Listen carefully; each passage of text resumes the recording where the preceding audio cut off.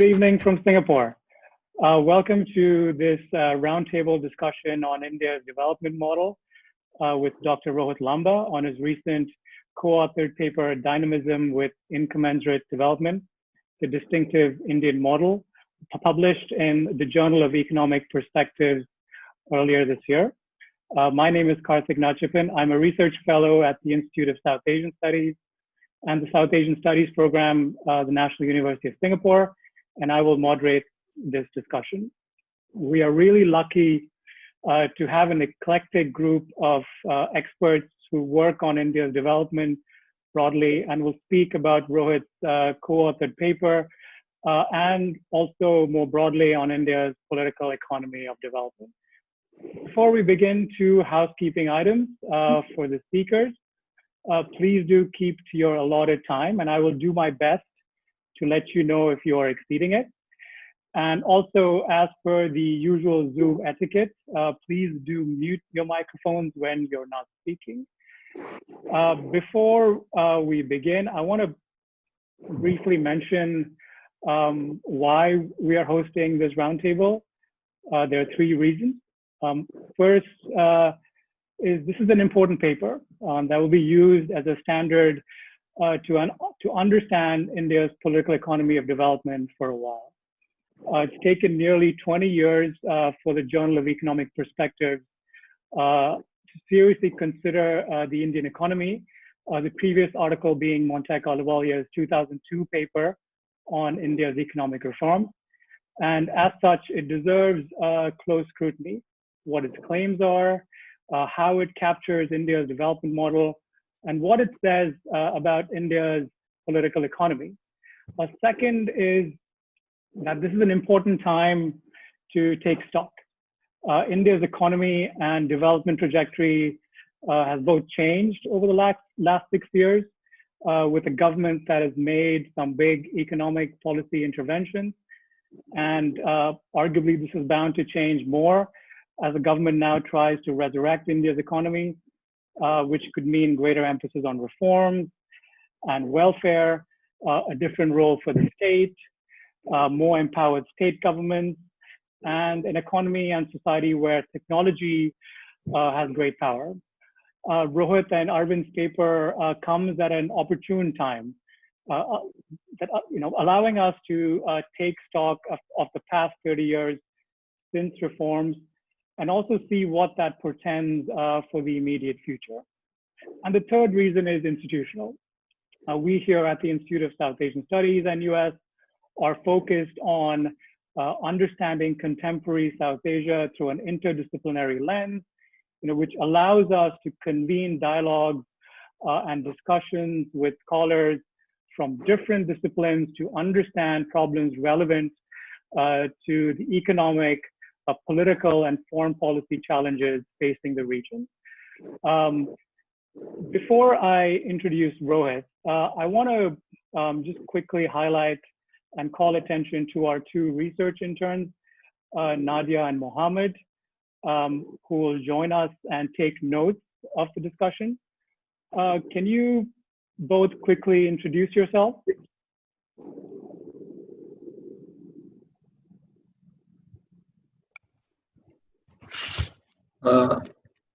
Hi everyone, my name is Mohammed bin Khalid and I'm originally from Pakistan and currently studying at Yale and US College. I'm an degree in philosophy, politics, and economics. Thank you. Hi everyone, my name is Nadia. I'm currently studying at King's College London. I'm studying international development and I'm originally from Singapore. So I really look forward to hearing what all of you have to say. Thank you. Great, thank you. I was now going to ask Diego to quickly say a few words, but he's not here. So I think let's just get started. So it's my great pleasure to introduce Rohit Lamba, the Assistant Professor of Economics at Pennsylvania State University. Rohit at heart is an economic theorist and works on mechanism design and risk, contracting, and now on big data and its effects. Rohit combines this theoretical bent and focus with a deep interest in India's economy and development. Alongside his research and teaching, Rohit has worked with the Indian Ministry of Finance over the years, where he contributed to India's economic survey with both Raghuram Rajan and Arvind Subramanian. I'm guessing these stints helped shape some of the ideas that they present in the JEP paper on India's distinct development model. With that, Rohit, over to you.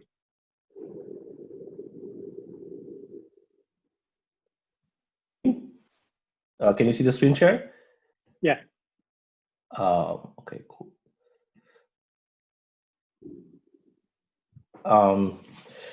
Thank you very much, Karthik, for inviting me to discuss this paper, and thank you, everyone. I'm really looking forward to your comments and the discussion that follows after that. So I'm going to just give you sort of a 12 to 15-minute brief intro on the paper. So this is, of course, as you guys have seen, joint work with Arvind Subramanian, who, if you guys have met, is I describe him as like an intellectual force of nature. So this paper could be written without me, but definitely not without him. So and a large part of the work that you have read in this paper was done while Arvind was the chief economic advisor to the government of India, and I was working in the team. And a large part of the work was also done by what we call Team CEA. So this is the team of the office of Arvind. It was a kind of a unique and interesting time for all of us because we were kind of all working at the Ministry of Finance on issues of policy, which excited us at that time. And there was a kind of a sense of purpose, that you are doing something important, that you're doing something that is interesting and kind of much bigger than all of us. And I must say that, whatever our politics may be, at least while we were there, the finance minister, Mr. Arun Jaitley, really gave us a kind of intellectual freedom to think out loud. What you want from a chief economic advisor is to throw crazy ideas at the finance minister, and all that was really part of the discussion. And I was reading some of the earlier stuff that we did in the economic surveys to sort of prepare for this talk, and I was kind of surprised by how frank we were in some of those documents. And so a large part of the credit goes to him for kind of allowing us to do these kind of things. So as you guys have sort of gone through the paper, let me give you sort of the brief sort of overview, and then before launching into the discussion. So as Karthik said, the paper is kind of broadly focused on we don't really talk that much about stuff before 1990s, on which there's obviously a lot of good work. So this is kind of a very, very simple picture to get things going on India's per capita growth rate, sort of split into three phases. The stuff before 1980s, what sort of is popularly known as the Hindu growth rate, is about 1.4% per capita. Most of these numbers are in 2011 Madison PPP. Then there is what is broadly known as, in kind of the IMF World Bank terminology, as the takeoff period, where India starts growing. It starts doing what Atul Kohli calls the pro-business reforms. And then there is obviously a balance of payment crisis, and India sort of opens up and starts embracing economic liberalization. And broadly around the period of 2002 onwards, if you look at India's per capita growth rate, actually is very, very impressive. It's about 6.2%. No matter where you stand on the debate of what about India's growth numbers in the last few years, even if you control for that, India's growth trajectory since 2000s has been quite impressive. So this, sort of brief overview of recent developments. India has gone through broadly what would be categorized by economists as three macro crises. There was obviously a balance of payment crisis in 1991. There was what is called taper tantrum in 2013, and this decade, which Pooja sort of very beautifully put in her book, is can be regarded as really India's lost decade of growth, and characterized sort of in large part by the twins balance sheet crisis, the crisis on the balance sheet of banks, and the crisis on the balance sheet of the private sector, because there hasn't been a lot of investment. Okay, Rohit, Yep. Could I interrupt you for a sec? Sorry, Yep. Is anyone else having a problem? I'm only seeing your title slide. Oh. You don't see the. I think You don't see the slide move it. sheet. Okay. Karthik, do you have the same? There you go. Yeah, now I it's see. fine. It's fine. Yeah. now, Okay. Let me do this. So this was the slide that should have been there Got it. when I was Yeah. talking. So the 3 phases of growth. So I said about the 3 crises. Then what was kind of interesting was we saw sort of a surge in redistribution in India. Kind of right to education, right to food. This was followed by what we call we say in the paper as a rents Raj, which sort of gave way from the license Raj because there was a huge spurt in corruption scandals. In the recent years, we've seen a move towards a new sort of basic needs welfareism, bank accounts, gas, cooking gas, and so on. It is quite unusual in the political economy of most developing countries in the sense that India is still not doing a very good job at providing basic goods like health and education, but it's sort of emphasizing more on these kind of quote unquote club goods or private goods. And obviously, all of you know about demonetization and the goods and services tax, which was kind of the big developments of this decade, big economic developments of this decade. So we start the paper by sort of this, unusual sequencing. India is, as political scientists have talked about, is kind of a most unusual democracy. So in this graph, you see average democracy on the y-axis. In the right panel, we have GDP per capita at the time of independence, and in the left panel, we have ethnic fractionalization. So especially on the count of ethnic fractionalization, India is a very unusual democracy, an unusual continued democracy. So, despite deep ethnic fractions, and despite being very, very poor when it became a democracy, it has continued to be a democracy. And so this graph sort of, I think probably our favorite graph from the paper, captures this idea in comparison to kind of the two broad development models of the 20th century. So one is sort of the UK and the US graphs, as you see here, the green one and the red one, which basically show you the gradual kind of modernization hypothesis, gradual growth and gradual sort of opening up of political freedoms, elections, right to vote. And the dots in these graphs represent when adult franchise is given to those countries, which for the purpose of the paper we defined as the right of vote being given to women. And you can see at the top, are basically the blue graph and the red graph are India and China, which are kind of outliers to both these models. So Korea and East Asia is the other model where you grow quickly and then slowly you give political freedom. But India is very unusual because it has reasonable political freedom since the very beginning, but grows very slowly, but still faster than UK and the US in sort of in an average sense. And China, of course, in terms of at least electoral democracies, has very little political freedom, but grows very rapidly. So India is kind of outlier in this political sequencing.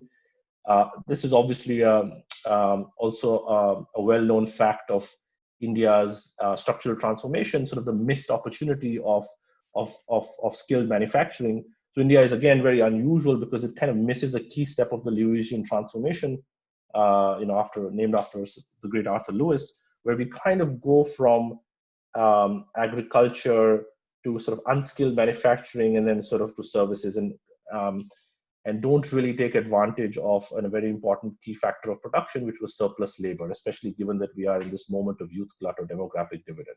So this is a huge anomaly in India's sort of structural transformation story in comparison to other development models. So then we spend a bit of time in the paper actually talking about what we call in the title incommensurate development. So there has been dynamism and it's well documented, and sort of we try to look at the dynamism in various ways, to slice the data in various ways, but the robust fact of some amount of dynamism stays. But what we call incommensurate development is sort of our way to say our kind of dissatisfaction or expression of dissatisfaction with the consequences of development. So one of them is, of course, spatial divergence. We kind of evoke this sort of famous phrase from Arvind Adiga in his novel where he says, the ocean brings light to India, but the rivers bring darkness. So you can see this in this graph. So divergence kind of means that states that start poorer should grow faster, but here you see actually that the red graph is China, the third graph that is going down is the world, and the blue graph is India. So at a global level between 2005 and 2015, China is sort of shows divergence. So poorer states within China grow faster, but in India actually richer regions grow faster. So there hasn't been any convergence, at least across geographies.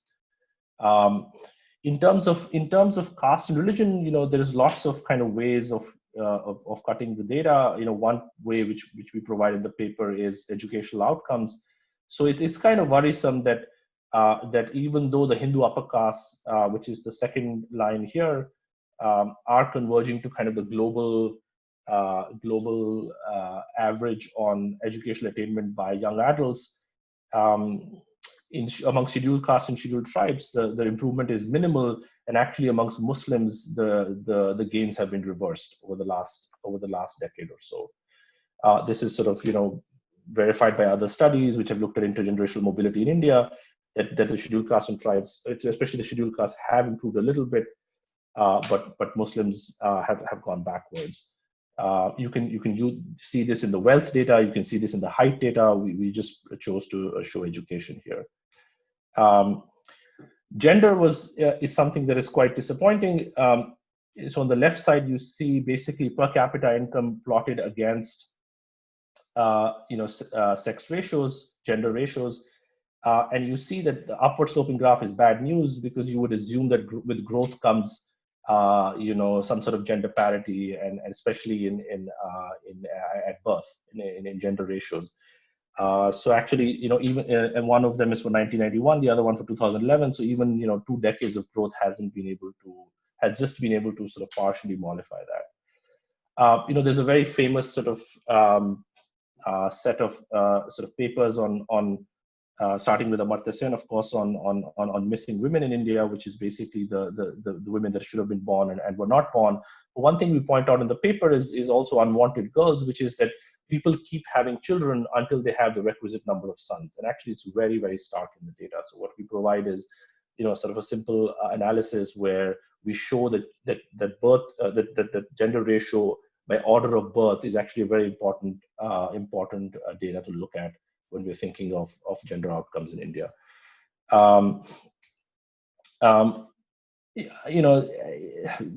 Various discussions have been had about human capital and quality of human capital in India, and I think eventually it's going to catch up, that the fact that a large fraction of our young actually were stunted when they were children.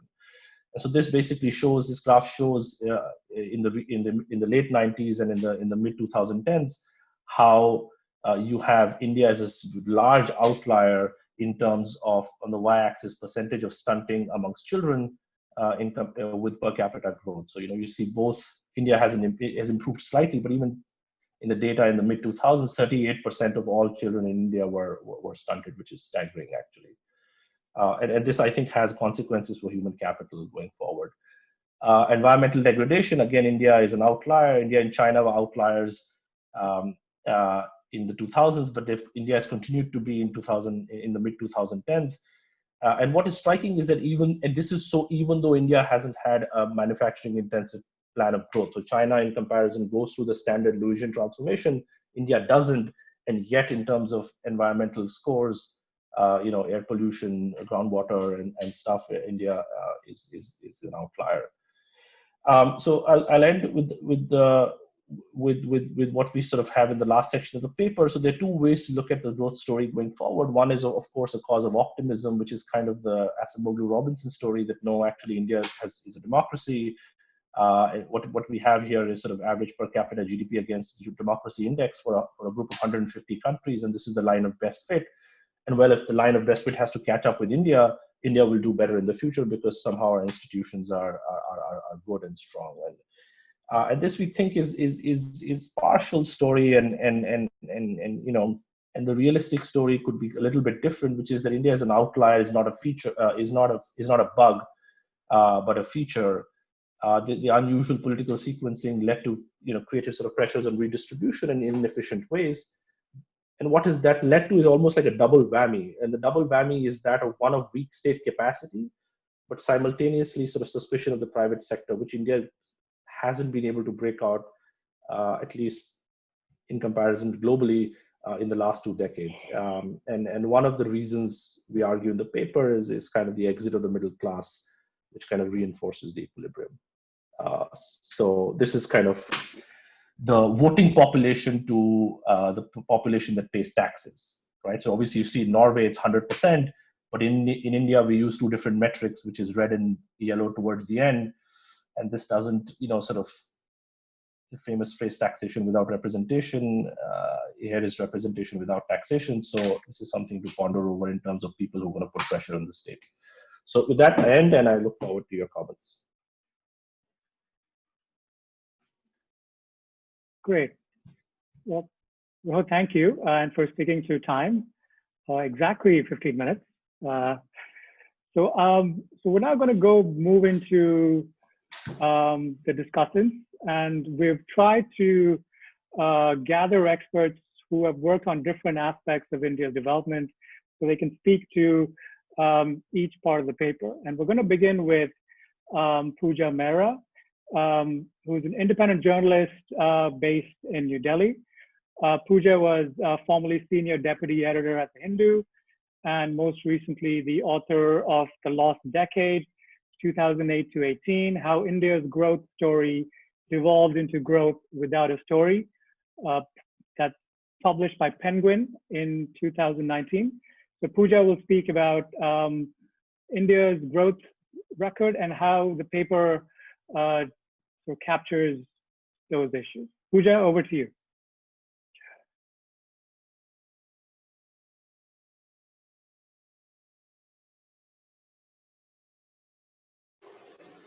Hi, thanks, Karthik. Great paper, Rohit. The part where you speak of the twin or the divide between the growth dynamism and where development lags, I think sort of also comes into sharp focus right now because of the way we are seeing the disproportionate impact of the hardships because of the lockdown in India on the two sections of the economy, the informal section of the economy and the formal segment of the economy. And you've seen how migrant laborers, informal workforce, 90% of India's workforce has sort of taken the blow of the lockdown. And I think that sort of gets captured quite nicely in your paper. To focus on the development part of your paper and why it lags, and you speak of the sort of the welfareism model introduced, which depends on public provision of cooking gas, connections, electricity, water, sanitation, etc. Before this, before 2014, there was a kind of a model for use of NREGA for something similar. There was also what was called Bharat Nirman, although you don't write about it in your paper, but there was a similar formulation called Bharat Nirman, which intended to introduce rural infrastructure, taking it forward from the NDA 1 time. So I think that the way the growth story has been, has taken shape is that there will be, like you say, the fast growing sectors, the growth dynamic sectors, which is, as you say, the services sector. Until the global financial crisis created problems, manufacturing-led exports were also doing quite well. But after that, we have seen mainly services doing well. And like you described, the slack from the agricultural sector due to mechanization has not been absorbed in the manufacturing sector, and low-skill workers have not found income growth, productivity growth. How they link up, or so far they have linked up with India's growth story, has been by moving to the cities, work in homes, factories, or the informal workforce, where they've not had that kind of scope for productivity growth or even income catch-up. The part of this economy that does very well, which often also gets called as the consumption-led growth part, is a very large section of people who depend on government. These are government employees, public sector employees, armed forces employees, and again, even in the current lockdown, you find that the dichotomy in the way they are able to, they have not suffered as much as the migrant labor, the informal workforce has suffered. That part of the economy has suffered. There's a complete, divergence between the two. And I think why this happens is because human resource development is not a priority. In the last 10 to 15 years, we've seen that all the policies, economic policies to support growth, even when there were shocks, you spoke of the taper tantrum in 2013, whatever policy measures, responses were taken to protect growth or to kind of look at the model, the growth model, all of that was from the point of view of macroeconomic management. So there was a lot of public spending involved. There hasn't been, any strategy from the human resource point of view.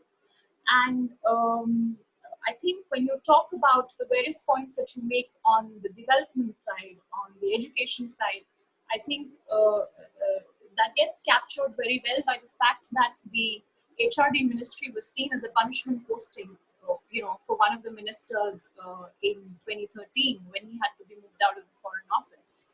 So that's clearly not been a priority, and it hasn't been linked up into any idea of, the growth story. I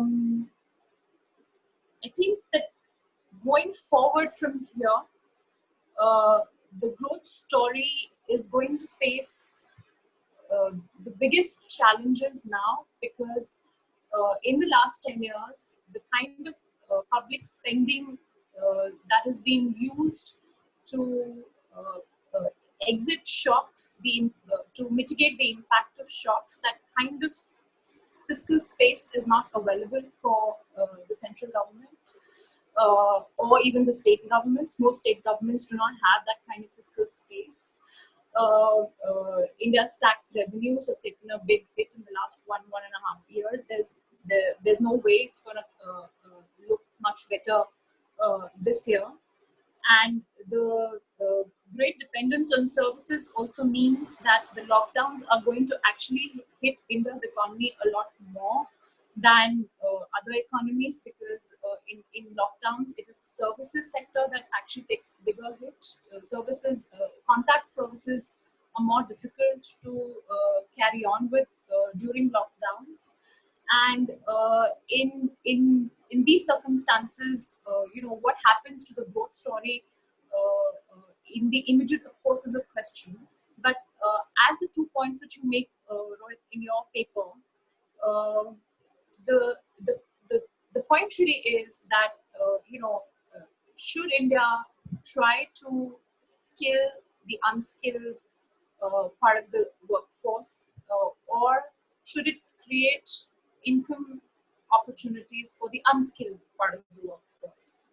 These are two separate strategies, and you leave the question open-ended in your paper, but I would say that the way forward for India is probably to make sure that there are opportunities to absorb the unskilled labor, and therefore there's actually no alternative.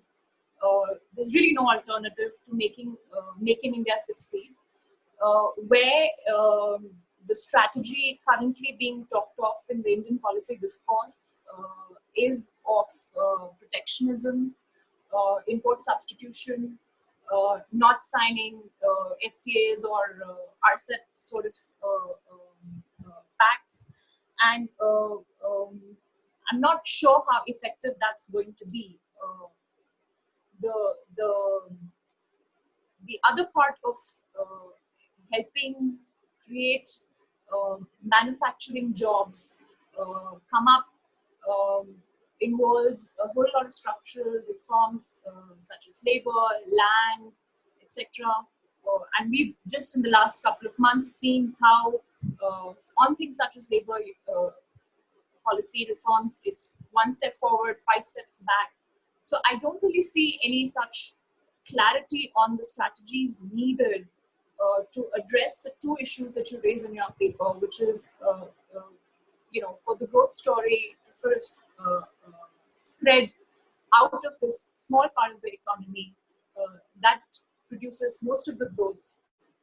How can the benefits of that be spread more equitably and more widely in the rest of the population?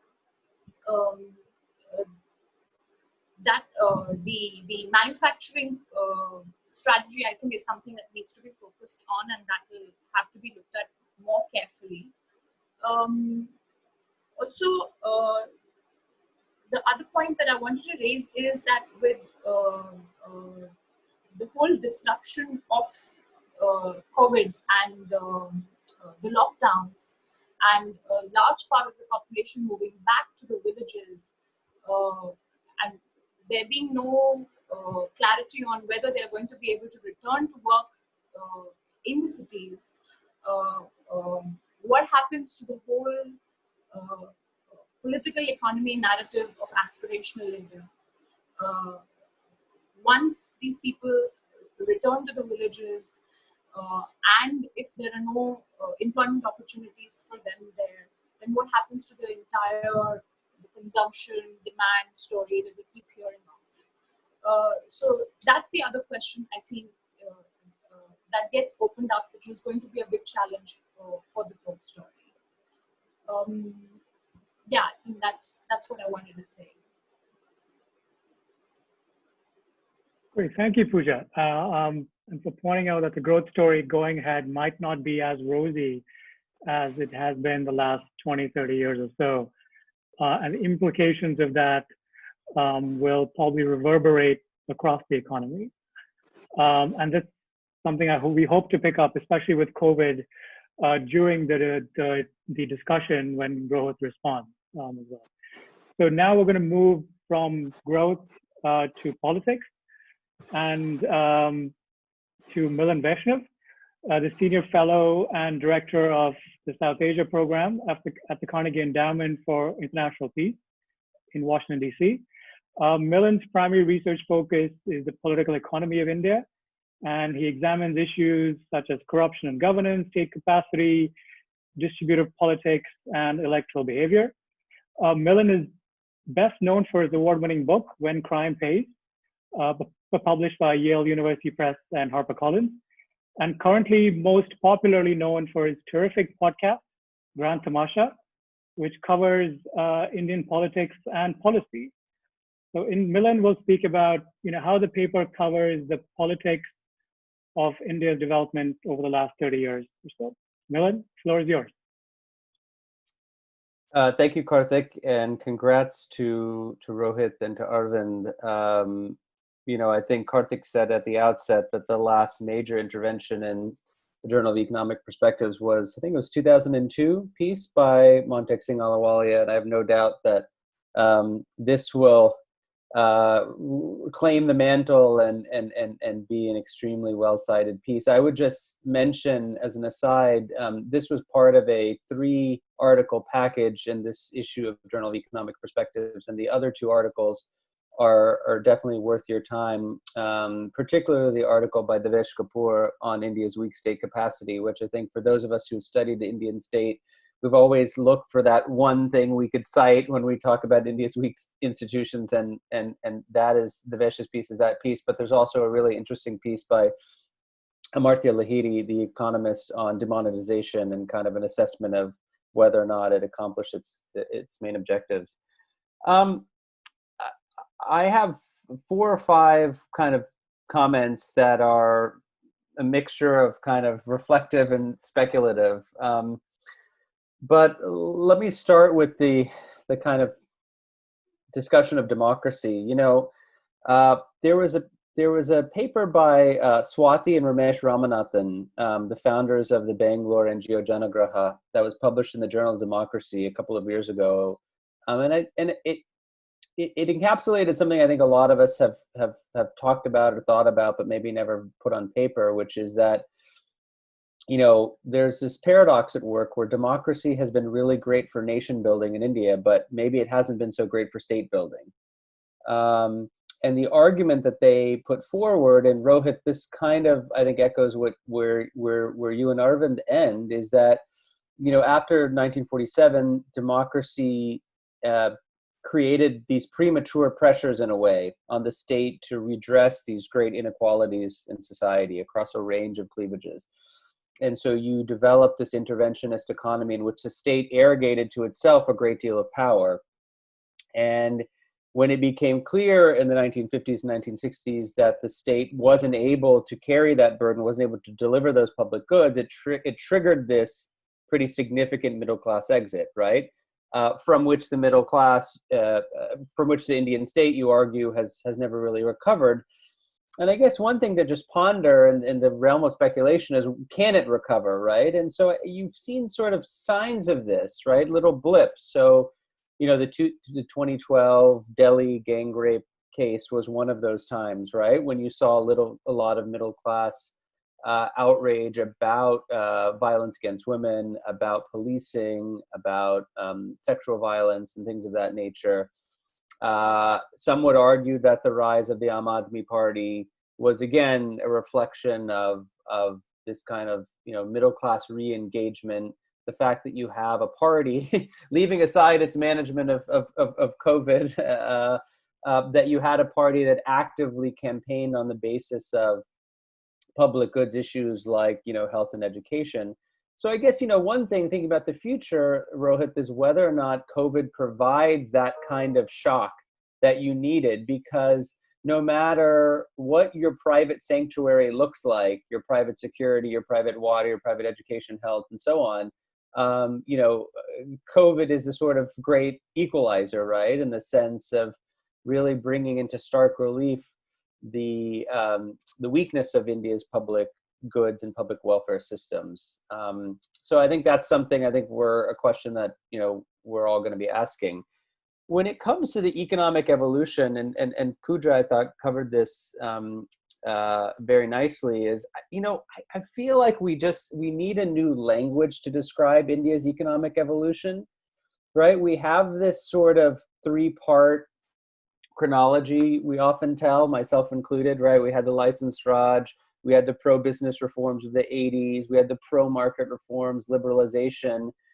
And I just think we need to come to grips with, what's happened from 91 to today, right? And so, again, another piece that I think that is useful and didn't get enough attention, Kanchan Chandra had a piece in the Economic and Political Weekly in 2014, and the basic argument was that the post-liberalization Indian state has retreated from the economy in many significant ways, right? So whether it's through delicensing, dereservation, deregulation, but simultaneously that retreat of patronage from some areas of the economy was accompanied by a relocation to others, right? So the state still controls entry into sectors that were formerly reserved. It still exercises undue influence over the supply of inputs, whether it's land, credit, natural resources, right? It still has incredible discretionary and sometimes arbitrary power to create new regulations just as it abolishes the old ones, right? So I'm not accusing your paper of doing this, because I think you're very much trying to put this period under the microscope. But I do think, sometimes when we talk about kind of liberalization and after, it somehow gives the impression to people that, well, we've done away with all that license Raj stuff, and now we're in this brave new world. And I think obviously that's true in some areas, but decidedly not true in a lot of other areas. And I think one of the things that's missing in this discussion is the role of ideas, and why don't we see robust ideas that will kind of push forward these reforms that a lot of economists think are necessary. where will the push to address this new patronage state sort of come from? And, a lot of people have used this kind of Gilded Age analogy between the United States and India. Famously James Crabtree in his book, right, kind of takes us on. And, the Gilded Age in the United States, this period of kind of untrammeled corruption, was followed by the Progressive Era, where you saw these systemic reforms. And I would say, when you think about it, the progressive movement consisted of, you had middle-class reformers, you had, populists who were looking to limit the power of corporate interests, you had socialists who were trying to improve the lot of workers. And so they pushed on certain types of reform. They had good government reforms, they had social justice reforms, they had social control reforms. These are things like prohibition. And you see elements of all three of these in India. But what's missing is the fourth thing you saw during the Progressive Era, which was the business regulation movement, right? The movement to break up monopolies, to foster competition. Now, the starting point was different from India, where you were going from a laissez-faire economy to a more government-regulated economy. In India, you're trying to, affect the opposite change. But these were things like the Interstate Commerce Act, Antitrust Act, Income Tax Act. And what I find so curious is that you find evidence for three of these four movements, but this one is very, very weak. And I wonder why in the domain of ideas and interests, this one has been left behind. I just want to end quickly by let me see if I could share my screen here and show two pictures. One sec. Can you guys see that? So this is something that Devesh Kapoor brought to my attention. I think it's really interesting when we think about caste and convergence. In most states, the gap in literacy among SC scheduled caste jatis is 5 to 6 times the difference between Dalits and the general population, right? In other words, those dominant SC jatis, the Chamars, Jatavs versus, say, the Musahars. I mean, look at just the massive gap in literacy in those groups, right? So I feel like the next wave of analysis really has to go and try to understand not so much the differences across groups, but within them, right? And I think doing so might help us also understand this particular political moment, right? Which is, this maps on very nicely with the BJP strategy of trying to peel off, right, dominant OBC and SC jatis from the, EBCs or the Mahadalits, and they have made great headway in doing so in state after state, most notably in UP and Bihar, but also in other places as well. And so I feel like at some point we probably have to move beyond these umbrella categorizations and look at these individual ones. One final point on the democracy point. Let me see here. This is from the Variety of Democracies Project, a graph of electoral democracy and liberal democracy in India, where and it shows you that there's always been a divergence between the two. There is this longstanding trope, and I think there's a lot to it, of the lack of democracy between elections in India. And maybe this in some ways helps to explain India's outlier status, right? And maybe it's not such an outlier after all, once you peel away the kind of free and fair elections part of it. And what are the components of this liberal democracy index? Equality before the law and individual liberties, judicial constraints on the executive, and legislative constraints on the executive, right? And each of these components has pretty severe maladies. And I think might help us understand a little bit why India looks so different, Rohit, when you plot it against other countries. Just to end on a bit of a provocative note, I think there's a lot of truth to the people who've argued that the lack of democracy between elections is a pretty significant issue worth focus. But I think that one of the big worries for me in the future is whether democracy during elections actually is come under threat, right? If you look at the nature of the changes in the electoral finance domain the introduction of electoral bonds, the opening of the floodgates to foreign funding, the elimination of corporate caps on corporate giving. The huge issues there exist under the surface when it comes to voter registration, right? Why there are between 60 and 100 million missing women from electoral rolls.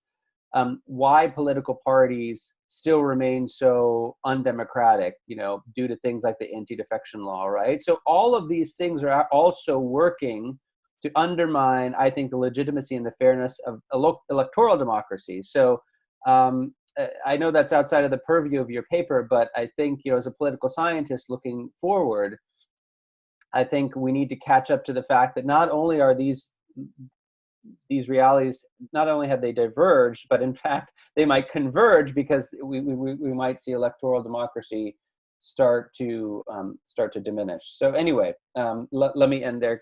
Great paper, and enjoyed it, and look forward to hearing the rest of the comments. Milan, thank you. So we're now going to go back to Rohit to briefly respond to some of the issues that Pooja and Milan both raised. And they range from the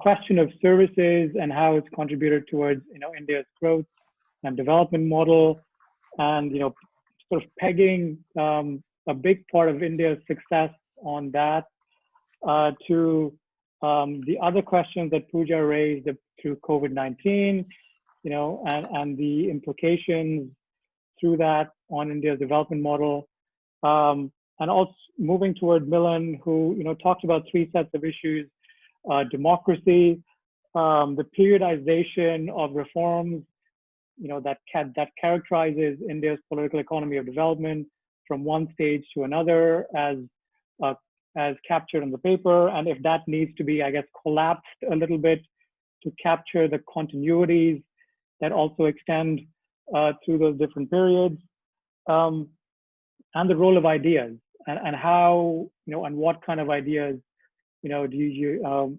probably, should find salience in this context. So Rohit, over to you, just to respond to those first set of comments. Yeah, very quick responses. So, Pooja, thank you both for these comments. I mean, this is, I think each set of comments itself is another paper. So, so this is some work. I put this up because I think it kind of gets really to the heart of the point Pooja was raising with the current crisis. So this is something that I've been thinking about with my colleague Soumitra Chatterjee and one of our very good PhD students, Abhishek Rai. So this is a map of the annual survey of India, 2018, so fairly recent. And what this is showing is employment district-wise of manufacturing that is there. And remember, ASI surveys almost all industries with 10 or more workers. So if you want any sort of formal or manufacturing, it's probably covered. We have a similar graph for the economic census that covers less than 10 workers also. And what is striking is that it's just empty. It's just empty. Like even states that you associate with having being manufacturing hubs like Maharashtra or Gujarat or Tamil Nadu, even there are very, very few districts that are employing. Like Pune alone has about 30% of all of Bihar's employment. So, these people are moving back, and, I just don't so I'm very sympathetic to your comment, which I think is a very good comment. And we intentionally left it open-ended in the conclusion about which way India should go, because to be honest, it's a deep and hard question. If Make in India is what is going to sort of, give these people a life of dignity, the initial conditions, if I look at this graph, are pretty stark. And we know in India, right? Like there's a huge and robust debate, and some of you have written about it, like about multitude of factors about what are the first order constraints, is it land, labor, regulation, and so on, that has led to this condition of formal manufacturing in India. So I agree with you to some extent that that really, like, how else would you absorb this workforce other than some kind of large scale manufacturing? But I don't see yet a way. The National Skill Development Mission didn't really succeed, as you're yourself saying. The human resource development is not a priority. It hasn't been a big priority. And on top of that, I also feel, and I don't have a causal sort of mechanism for you, causal evidence for you yet, but that genuinely the human capital, a large part of India's human capital, is actually, malnourishment and stunting were a huge problem. And Dres and Deaton had a point in the early 2000s when they were really emphasizing this aspect. These are the people who've grown up now.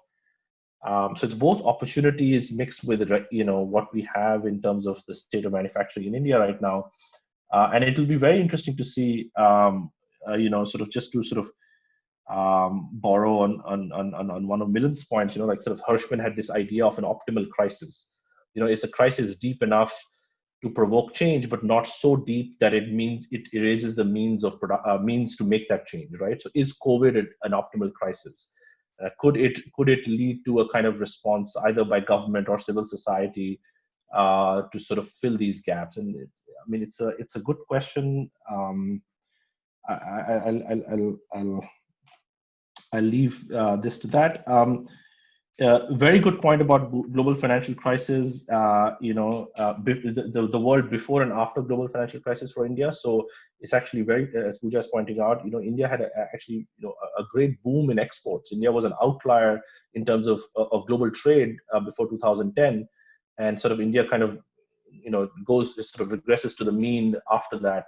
And as she's pointing out, a lot of that is actually still services driven and not manufacturing driven, as global sort of appetite for globalization and export driven growth collapses. That hasn't picked up yet. Excellent point about fiscal space, and this is something that is going to be a huge problem going forward. And not only fiscal space, actually, and this is something the Economist magazine and Sajid Chinoy have written about also, is that obviously the fiscal space is expanding, but also the debt of India's state governments is rising. So we are in this sort of weird double whammy position again, where we could push ourselves into a very, very weird phase of the fiscal cycle at a state level in India. So a lot of states are, for example, right now saying with the COVID crisis, they just don't have the money to handle the situation. Forget about the capacity, personnel, and so on. That a lot of the state, because health, remember, is a state subject. They feel like they just don't have the resources, and who knows, we might not have seen the worst, because the virus is still sort of concentrated around Delhi and Bombay right now.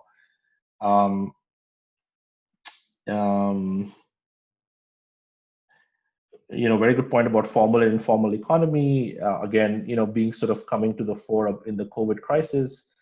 Where will this informal economy be absorbed? It's yet to be seen.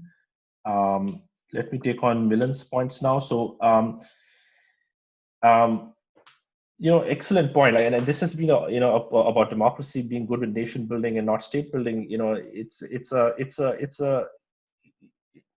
I'm glad that this point is now being made by people very openly, because there was a phase at which I felt that, like 5-10 years ago, that it was not okay to somehow criticize democracy in India. That somehow it's this gift that India has been able to nurture over time, but really it's come with its own problems. And so, one of the democracy taxes, as you're talking about, is an excellent one. Is about state building, and we are, we have had this view, about middle class engagement for a while, and as you bring it up about the exit of the middle class. I'm not that optimistic about COVID being that moment, because for me, like, a counterexample to that is air pollution. So because I think you mentioned a very good point about it being an equal opportunity offender, COVID, like everybody is affected by it. And I've felt for the last at least 5 to 7 years that so has been air pollution in at least in northern India, and somehow beyond odd even, and like some sort of very basic, there hasn't been severe middle class pressure. And to me, it's a puzzle actually on the government, either the city, state, or the center, to do something about it. And this has serious consequences on life expectancy, health of our children. And it's not something that you see in the future. You see children suffering. Schools are closed. So, so, so we may be right that COVID might be this moment. But if I give, for me, air pollution is actually to some extent a counterexample. That somehow, even though it affects everyone equally, the exit hasn't stopped or engagement hasn't begun. New language, super point. I do this article, excellent article by Kanchan Chandra. Actually, the word relocation is really beautiful, and it's very aptly put. I hadn't thought about that. The post-liberalization state has it's true that state has gone out of, for example, things like telecommunication, airlines, and so on, but it has entered in other spaces. And the one way, to think about this is that, so initial phase of growth puts pressures on your institutions to further respond so that a next phase of growth can take place. And I think that initial phase of growth put severe pressure on India's regulatory institutions, and the state refused to get this. Instead of actually getting out of the way, the state, sort of almost, went even more into the way. I also thought, Milan is too humble to brag about his own work. But I also think that the growth story has also led to some kind of boom of politics in some sense in India. It's not just that; it's almost concomitant, right? Like you have more money, and somehow in smaller towns in India, you see that, right? Politics is the main business, and I've always wondered whether that crowds out, other forms of business where human capital can be gainfully employed. You go to Banaras, like half the people in politics in some way or the other. It's kind of bizarre, actually. Role of ideas, excellent point. And I'll just take up the fourth thing that you said about the sort of comparison with various movements and then taking that to the fourth point about business regulation. I just don't think that and this my Marxist friends will hate me for saying this, but I do feel like there is for a long time India hasn't had the intellectual appetite to openly talk about the fourth kind of reform movement. Like I think it was kind of pushed in by Manmohan Singh in the early 90s. To give you just one example, like when we were writing the survey, we have this chapter on exit, and I think it's a very cool set of ideas that Arvind thought about. And one of the things we wanted to say was that India has gone from socialism without entry to capitalism without exit. And the powers that be thought that the word capitalism should not be mentioned in a government document. And so even today, you go and see the document, it has been replaced to marketism. I don't even know if that is a word. So just to give you an example of an idea of the intellectual appetite of everyone from politicians to even a certain part of intelligentsia that runs popular discourse for that fourth type of movement. I think it hasn't existed. Maybe it's going to change in this new generation, but I don't think it has existed for a long time. Liberal democracy, electoral democracy, excellent. I think this is worth like many PhD theses. It's a deep question of what part of electoral democracy in India has ensured a continuance of liberal democracy and where it has sort of fallen. And maybe all these graphs that we showed are actually flawed in some sense, because what we really should be thinking about is a liberal democracy, not just electoral democracy. It's very hard to measure liberal democracy in that classical way. To some extent, people would argue it is a miracle still that India has been a successful electoral democracy despite all those initial conditions. And that's kind of what we were trying to argue. Your provocative point, in the end, I don't have much to say on that, but we will not have liberalism at all if we stop having an electoral democracy in India. So that's the only thing that sort of even creates conditions to have kind of a liberal. I don't see a liberal Indian state if there's no democracy. So if we are converging towards that kind of scenario, it's pretty scary. Let me end there.